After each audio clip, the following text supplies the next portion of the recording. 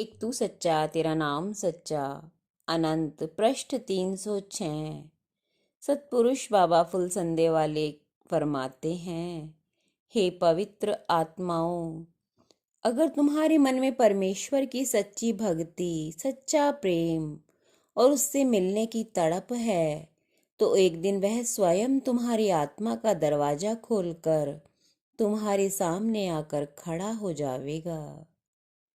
सतपुरुष कहते हैं कि देवताओं के समान पवित्र और शांत आत्मा वालों, तुम धन्य हो कि उस प्रभु परमेश्वर ने संसार की गंध में से तुम्हारी आत्माओं को अपनी सेवकाई में चुन लिया।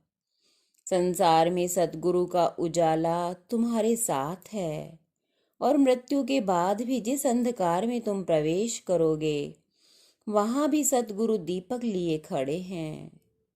बस ये जो शरीर है, ये एक बारीक पर्दा है तुम्हारे और शरीर के बीच में। तुम मेरे हृदय के आकाश में चमकने वाले सितारे हो। मैं नहीं चाहता कि शैतान तुम्हें गुलेल मारकर आकाश से गिरा दे।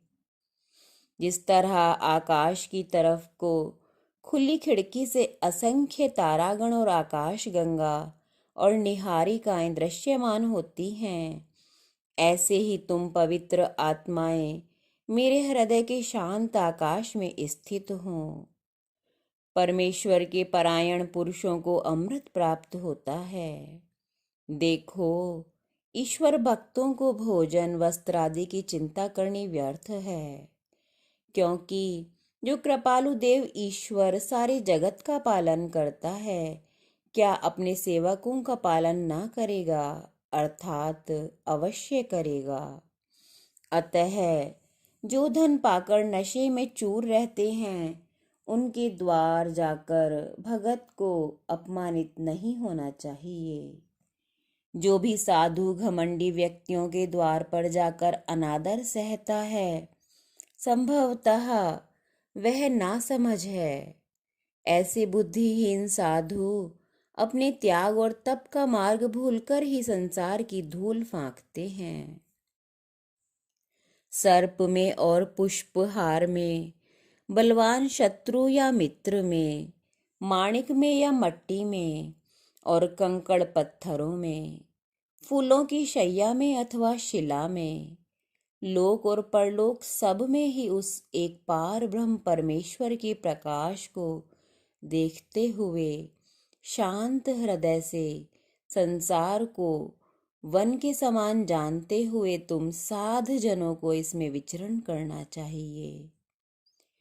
सतगुरु का ध्यान और परमेश्वर का सुमरन तुम्हारी आत्मा को क्षण क्षण प्रकाशित किया करे।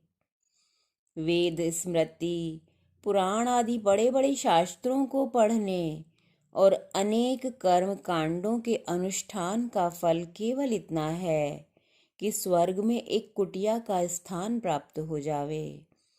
आत्मा में सच्चा वैभव और सुख तो तभी प्राप्त हो सकता है जब संसार के बंधनों को काटने वाले परमेश्वर की आराधना की जाए। एक तू सच्चा तेरा नाम सच्चा।